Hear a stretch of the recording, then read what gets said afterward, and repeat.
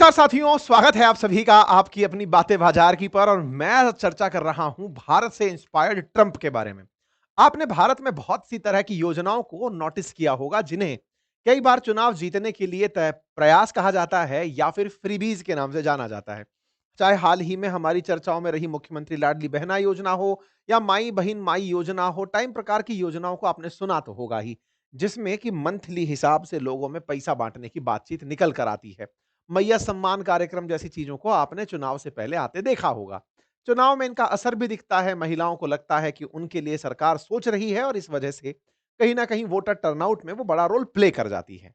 आप लोग इसे जब आपको दिखता है कि ये तो चुनाव खरीदने के नाम पर तो कहीं पैसा नहीं दे दिया गया है या मुफ्तखोरी के अंदर तो पैसा नहीं लुटा दिया गया है, तो उसको एक अन्य भाषा में फ्रीबी के नाम से चर्चा में लिया जाता है। अक्सर नेताओं के द्वारा इस तरह के प्रयोग चुनाव से पहले अपनी तरफ वोट को इकट्ठा करने के लिए किए जाते हैं। आप और हम आम जन में ये विश्वास रखते हैं। लेकिन सोचिए कि यही सब चीजें किसी तरह से ट्रंप को समझ में आ गई हों और वो ये करने निकल पड़े हों। कहते हैं कि भारत को कुछ ज्यादा ही स्नेह रखते हैं ट्रंप, और ऐसे में भारत में चल रही योजनाओं का संभवतया इनकी टीम ने कुछ गहरा ही विश्लेषण कर लिया। मैं ऐसा क्यों कह रहा हूं? क्योंकि ट्रंप ने अनाउंस किया है कि वो अपने देश में प्रति व्यक्ति $2000 बांटेंगे इस महीने। $2000 का मतलब है, अगर ₹88 का $1 चल रहा है, तो लगभग पौने 2 लाख रुपए प्रति व्यक्ति के हिसाब से ट्रंप बांटेंगे। अब भैया अमेरिका है, हमारे यहाँ 2500 बट रहा है तो वो पौने 2 लाख बांट रहे हैं। लेकिन बात ये भी तो है, हमारे हर महीने बंटता है, इनके एक बार में बटेगा तो हम अभी भी टक्कर में जरूर हैं।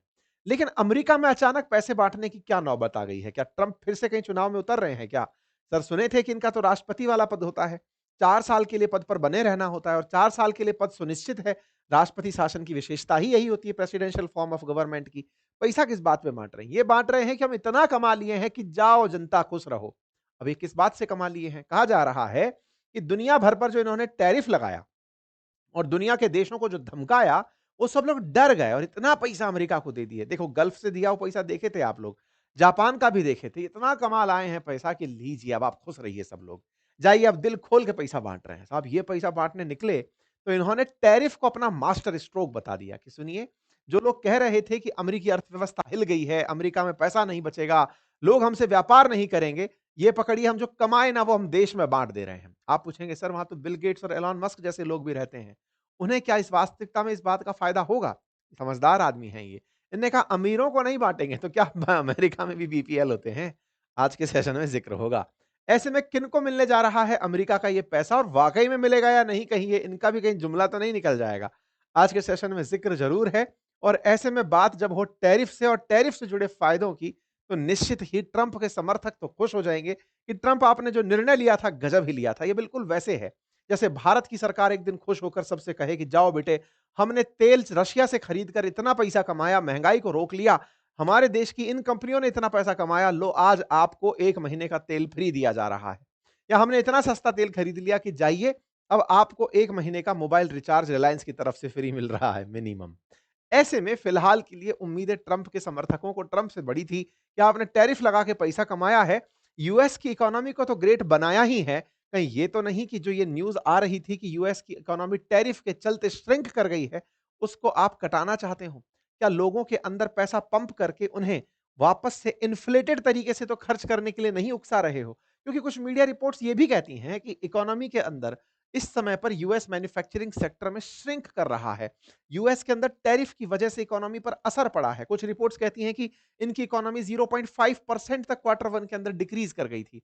ऐसे में अमेरिका ने ये जो दाँव चला है, ये टैरिफ के नाम पर अपने लिए फैसलों को सही सिद्ध करने के लिए लिया है या फिर वाक़ई में इन्हें इकोनॉमी में स्टिमुलस देना पड़ रहा है? स्टिमुलस बोले तो इकोनॉमी में पैसा इतना इन्फ्यूज़ कर दो कि लोग खर्च करने बाज़ार में निकलें और उसके पैसे से अर्थव्यवस्था में जब पैसा लौट के आने लगे, तो इकोनॉमी के अंदर दिखने लगे कि हाँ भाई कुछ हो रहा है, डिमांड रेज़ कर दो। जनरली इसे हेलीकॉप्टर मनी भी कहा जाता है, जब अर्थव्यवस्था कहीं पर ऐसा लग रहा हो कि स्टैग्नेट हो गई है और आपने पैसा डाल दिया उसमें, तो लोग खरीदने बाहर निकल गए। जैसे अभी रिसेंटली हमारे देश के अंदर टैक्स कटौती के अंदर जब हुआ था, जीएसटी के अंदर जब रिफॉर्म्स आए थे, तो कुछ चीज़ों पर टैक्स कटौती हुई, तो भारतीय बाजार ने 6 लाख करोड़ से ऊपर का माल खरीद डाला। जहां पिछले साल साढ़े 4 लाख करोड़ के आसपास हमने व्यापार किया था, भारतीय बाजार में वो 6 लाख करोड़ पहुंचा क्योंकि सस्ताई में काम हो रहा था। तो कुल मिलाकर ये सब चीजें अब अपने आप में एक चर्चा का विषय बनती जा रही हैं। तो आज के सेशन में जिक्र है कि अमेरिका जहां एक तरफ शटडाउन से गुजर रहा है, वहीं शटडाउन के बीच में हर व्यक्ति को पौने 2 लाख रुपए बांट करके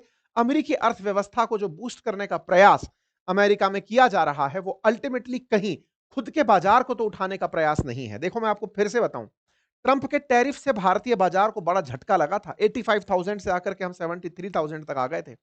ऐसे में भारतीय बाजार भी उठते-उठते वापस मार्केट की वजह से ही आया। हमारे अपने अभी भी अमेरिकी 50% टैरिफ हम पर लगाकर बैठे हैं। फिर भी भारतीय बाजार 83,000 84,000 तक वापस आ गया है। ट्रंप एरा में जहां पर था शुरुआत में, वापस वहां पहुंचे हैं। क्यों? क्योंकि भारत सरकार ने कहीं न कहीं जनता से खर्च को स्टार्ट करवाया, खर्च करो। और जब उपभोक्ता आधारित इकोनॉमी बनने लगती है, तो इससे कंपनियों को बड़ी राहत मिलती है, उन्हें रोजगार मिलता है, मनी का डिस्ट्रीब्यूशन होने लगता है।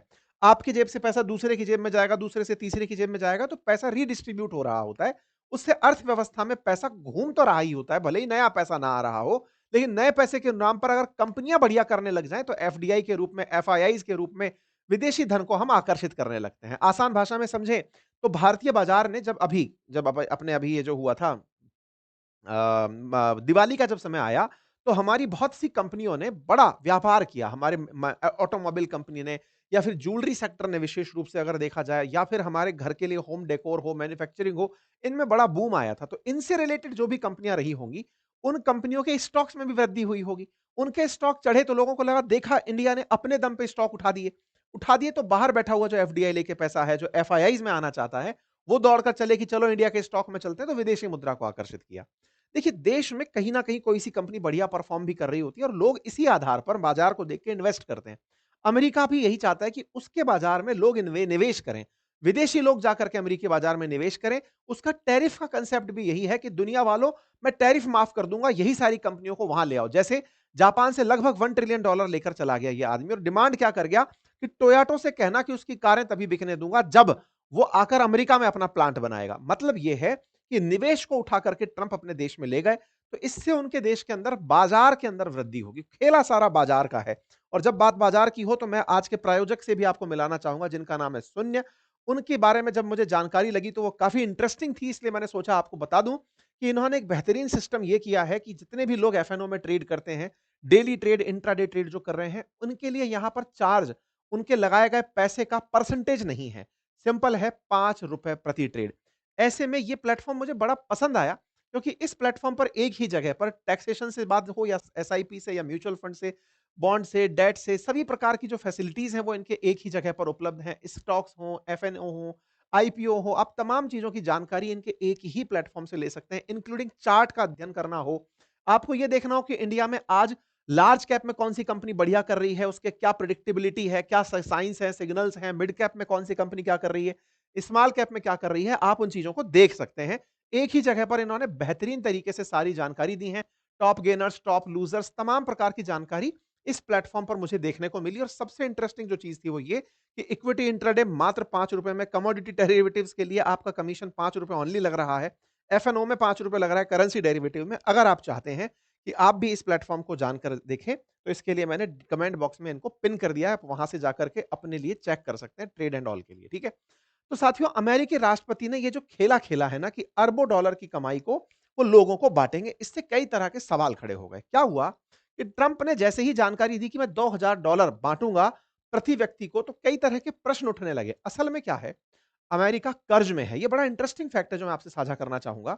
अमेरिकी सरकार के ऊपर लगभग 37 ट्रिलियन, कहीं 38 ट्रिलियन लिखा है, कहीं 37 ट्रिलियन लिखा है, अमेरिकी सरकार पर लगभग $37 ट्रिलियन का कर्ज है। आप पूछेंगे ये कितना होता है? इंडिया की जो अर्थव्यवस्था है ना, इसका 10 गुना कर्ज में है अमेरिका। बोले सर, अमेरिका की अर्थव्यवस्था कितने की है? भाई हमारी 3.7 ट्रिलियन या 4 ट्रिलियन के आसपास है। अमेरिकी अर्थव्यवस्था कितनी डॉलर की है? तो मान लो $30 ट्रिलियन की अमेरिकी अर्थव्यवस्था है। $30 ट्रिलियन की अमेरिकी अर्थव्यवस्था पर 37 ट्रिलियन कर्ज है। ये कैसी बात हुई? आमदनी अठन्नी खर्चा रुपया कैसे हो गया? ऐसे में अमेरिका जहां $30 ट्रिलियन की इकोनॉमी है, वो अपनी इकोनॉमी का 120% कर्ज में है। अब जब 120% अमेरिका कर्ज में है, आप पूछेंगे अमेरिका ने किससे कर्ज ले लिया? ये बड़ा इंटरेस्टिंग फैक्ट है। और ये बात जानते हुए ट्रंप इस तरह की हरकत कर रहे हैं, लोग इस बात पर गुस्सा भी हो रहे हैं। लेकिन जो उनके प्रशंसक हैं, वो वाह वाह ट्रंप कर रहे हैं। और वाह ट्रंप के पीछे का लॉजिक क्या है कि आप तो पैसा बांटोगे। खैर, मैं पहले इस कंसेप्ट को आपको बता देता हूं कि अमेरिका कर्जदार कैसे है। देखिए, अमेरिका के अंदर जैसे एक बार के लिए हम भारत पर आते हैं, फिर अमेरिका चलते हैं। भारत सरकार को अगर पैसे की ज़रूरत हो, तो वो कैसे पैसा कमाती है? कमाने से मतलब लेती कैसे है? आज पैसे की ज़रूरत भारत सरकार को है, तो आप परिवार पर आ जाइए। अगर पिताजी को हमारे घर में पैसों की ज़रूरत है, वो अपने बच्चों से पैसे माँग सकते हैं कि भई ब बच्चों को पला-बड़ा के बड़ा किया है। भाई तुम्हारे पास इतना पैसा है तो दो, हम कुछ प्लान कर रहे हैं। अल्टीमेटली पिताजी कर तो बच्चों के लिए ही रहे हैं ना। ऐसे ही देश कर तो हमारे लिए ही रहा है ना। सरकार को अगर पैसों की ज़रूरत है और वो हमसे माँग रही है, तो हमारी तरह से माँग रही है। लेकिन सरकार कहती है कि चूँकि आप लोगों की हार्ड अर्न मनी है, आप इसे कहीं निवेश करते, इस पैसे को अगर आप हमें दे देंगे, तो निश्चित ही आपकी कमाई पर नुकसान होगा। इसलिए कहीं और बाज़ार में आप देते, उतना पैसा मैं भी आपको रिटर्न में ज़रूर दूँगा या दूँगी, आप इतना पैसा पकड़ लो। मान लो भारत सरकार एक पिता की तरह बिहेव करते हुए आपसे ये कहे कि लाओ भाई लाख रुपए की ज़रूरत है, दोगे क्या? आपने पूछा दे तो देंगे, लेकिन आप हमें क्या रिटर्न में देंगे? बोले मैं 7% का आपको औसत ब्याज दे दूँगा। आप कहेंगे 7% तो बैंक ही दे रही है, आप हमें क्या दे देंगे? तो बोले यार 7% बैंक का देना और भारत सरकार का देना बड़ा अंतर है। आपने किसे कर्ज दिया ये असर डालता है। आपने दोस्त को कर्ज दिया कि देश के राष्ट्रपति को कर्ज दिया, बहुत अंतर दिखता है। तो बोले ऐसे में अगर हमने देश को ही कर्जदार अपना बना दिया, तो देश के प्रति हमारा समर्पण हो गया। भले ही 4 पैसे मत मिले, लेकिन हम देश के लिए काम आए, ये फीलिंग तो आएगी। चलो तो ऐसे ही होता है। इस तरह से देश की सरकारें कर्ज लेती हैं। सरकार हमारे देश की भी कर्ज लेती है गवर्नमेंट बॉन्ड निकाल के। ऐसे ही अमेरिकी सरकार भी अमेरिका को ग्रो कराने के लिए कर्ज लेती है यूएस ट्रेजरी के बिल्स जारी करके। जिस तरह से भारत सरकार गवर्नमेंट सिक्योरिटी जारी करती है, ऐसे अमेरिका के ट्रेजरी बिल्स जारी होते हैं। अमेरिका बॉन्ड जारी करता है, सरकारी कंपनियां बॉन्ड जारी करती हैं कि हमें पैसे की जरूरत है, जो लोग चाहें हमें पैसा दे सकते हैं, हम उन्हें रिटर्न कर देंगे। अमेरिका $37 ट्रिलियन कर्ज लेकर सालाना $1 ट्रिलियन का केवल ब्याज चुकाता है। कितना ब्याज है? हम पाकिस्तान की जीडीपी का जस्ट डबल। वो इतना ब्याज चुकाता है साल का कि ये पकड़ो इतना ब्याज चुकाओ। अच्छा, अब फिर से एक और फैक्ट ऐड करता हूँ। अमेरिकी कर्ज के मतलब अमेरिका कर्ज लेकर के ये कौन-सी बात हुई सर? कर्ज लेने से अमेरिका तो खुद नोट छाप ले, सब बातें हैं वो फर्जी फर्जी बातें हैं अर्थव्यवस्था की। मैंने आपको कई बार पहले भी बताई हैं। नोट क्यों नहीं छापते आप गूगल कर लीजिएगा, मैंने डिटेल में बताया हुआ है। फिलहाल के लिए बात ये है कि अमेरिका को कर्ज की ज़रूरत पड़ गई, अमेरिका को कर्ज देने वाले लोग भी मिल गए। फिर भी देश की जीडीपी कम कैसे है? जीडीपी का अर्थ होता है एक साल में एक सीम देश की सीमा के भीतर पैदा किए गई वस्तुओं और सेवाओं के मूल्य। इसका मतलब ये नहीं होता कि आपके घर में रखा पैसा भी उसमें काउंट कर लिया गया है। ठीक है? ये तो मैंने थोड़ा-सा अर्थशास्त्र इसमें जोड़ दिया है। अब एक पॉइंट और आता है और वो ये कि अमेरिका पर 120% अगर जीडीपी का वो लगा है, कर्ज है, तो कर्ज में क्या केवल अमेरिका ज़िम्मेदार है? नहीं। इंटरेस्टिंग बात आप जानेंगे कि अमेरिका के जो कर्ज है ना, उन कर्ज में इसे कर्ज दे रखा है जापान ने, चीन ने, ब्रिटेन ने, कनाडा ने, इनने कर्ज दे रखा है। आप पूछेंगे, वाह बेटे वाह! इनकी सबकी हवा निकलती है उसके सामने, उसको कर्ज देंगे? नहीं, ये लोग क्या करते हैं, अमेरिका जब भी बॉन्ड जारी करता है, ये लोग जाके बॉन्ड खरीद लेते हैं। और बॉन्ड खरीदने से मतलब ये है कि जैसे गोल्ड खरीदते हैं लोग, जैसे सिल्वर खरीदते हैं, डॉलर रखते हैं, ऐसे अमेरिकी बॉन्ड की वैल्यू बहुत है। क्योंकि दुनिया की सबसे बड़ी अर्थव्यवस्था को अगर कर्ज दे दिया किसी दूसरे देश ने, तो उसके ऊपर सोचो कितना बड़ा इंप्रेशन आएगा। तो जापान इसको सबसे बड़ा कर्ज देने वाले देशों में से एक है। अमेरिकी सरकार बार-बार अपने कर्ज को दुनिया को दिखाती है और कहती है कि हमें खर्चे रोकने होंगे, कर्जदार गेट पर खड़ा रहता है, डराता है, हमें पैसे उनको लौटाने होंगे। तो सवाल यही है कि ट्रंप जब आज ये बोलते हैं कि मैं $2000 प्रति व्यक्ति दूँगा, मान लीजिए कि 200 मिलियन लोगों को, लगभग 20 करोड़ लोगों को भी इन्हें पैसा देना पड़ा, तो ऐसे में इन लोगों को धन देते समय क्या अमेरिका लगभग 500 या 400 बिलियन डॉलर के अंडर में नहीं आ जाएगा? लगभग आधा ट्रिलियन के और कर्ज में नहीं चला जाएगा? अगर कमाई कर ही ली है, तो अपने कर्ज को क्यों ना चुकाओ? ये दुनिया को पैसे बाँटने की क्या टेक्निक अपना रहे हो? ट्रंप ने हाल ही में जब ये बात बोली, तो उनका केवल तर्क ये था कि टैरिफ लगाकर हमने पैसे कमाए हैं। और टैरिफ लगाकर पैसे कमाने के पीछे तर्क उनका यह था कि दुनिया की बहुत सी कंपनी अमेरिका में निवेश करने आ रही हैं, जिस पर अमेरिकी लोग खुश हुए और ट्रंप की वाहवाही करने लगे। ट्रंप ने कहा कि जब मैंने रेसिप्रोकल टैरिफ लगाए तमाम दौर में, तो तमाम देश मुझसे नेगोशिएट करने के नाम पर ना केवल टैरिफ कम करवाए, बल्कि निवेश करने भी चले आए। और वो हम देख ही रहे हैं कि भारत पर टैरिफ, चाइना पर टैरिफ, दुनिया के देशों पर टैरिफ है। जापान बेचारा अपना पीएम खो दिया, कनाडा पीएम खो दिया, दुनिया की सत्ताएं बदल गई, दुनिया को बड़ा नुकसान हुआ। दुनिया में से कई ट्रिलियन डॉलर साफ हो गए इनके टैरिफ टैरिफ गेम के चलते। लेकिन हाँ, अमेरिका को लगता है कि दुनिया के पैसे साफ हो गए तो क्या है, मैंने तो दुनिया को अपने देश में निवेश करने बुला लिया। कुछ हद तक ट्रंप इस जगह सही भी हो सकते हैं, लेकिन अमेरिकी लोगों का मानना है कि जिन निवेशकों को आपने बुलाया है, ट्रंप, आपके निवेशक आएंगे, देश में कुछ काम करेंगे, खुद फायदा उठाएंगे, आप तब तक चले जाएंगे। आज की स्थिति में यह है कि आपने मान लीजिए इंडिया से बासमती चावल आ रहा था फॉर एन एग्जांपल ₹100 किलो। आज आपके 50% टैरिफ लगने से वो ₹150 किलो पड़ रहा है। तो इससे ओवरऑल हमारे लिए तो नुकसान ही हुआ। तो अमेरिका की जनता इसे खुद का नुकसान मान रही है शॉर्ट टर्म में, क्योंकि टैरिफ से अमेरिका के इंपोर्ट महँगे हो गए।